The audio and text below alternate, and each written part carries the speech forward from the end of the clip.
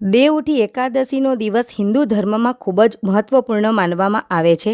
દિવાળીના 10 દિવસ બાદ આવતી દેવઉઠી એકાદશીનો ખાસ દિવસ માનવામાં આવે છે.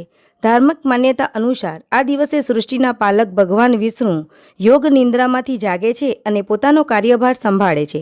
સાથે જ આ દિવસે સંપૂર્ણ વિધિ વિધાનથી તુલસી વિવાહ કરવાની પરંપરા છે. ત્યારે અંકલેશ્વર શહેરની પંચાયતી બજારમાં આવેલ રાધા વલ્લભજી મંદિર અને નારાયણજી મંદિર ખાતે વર્ષોથી ચાલી આવતી પરંપરા મુજબ દેવઉઠી એકાદશી નિમિત્તે શાસ્ત્રોક્ત વિધિ અનુસાર તુલસી વિવાહનું આયોજન કરવામાં આવ્યું હતું.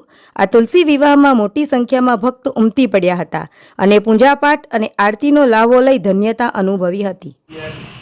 રાધે રાધે.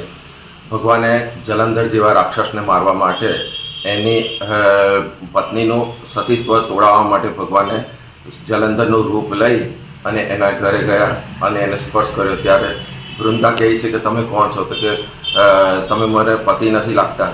ત્યારે કીધું, ત્યારે ભગવાનને શ્રાપ આપે છે કે તમે શાલિગ્રામ થઈને પૃથ્વી ઉપર આવો. ત્યારે ભગવાને કીધું કે તું તો ગયા જન્મની વૃક્ષોણી છે, એટલે તું પણ પૃથ્વી ઉપર વૃંદા વૃક્ષ થઈને આવો, તુલસી વૃક્ષ થઈને. ત્યારે આપણા બંનેનું મિલન થશે. એટલે ત્યાર પછીથી આ રીતે તુલસી વિવાહનો પ્રોગ્રામ થયા કરે છે પૃથ્વી ઉપર.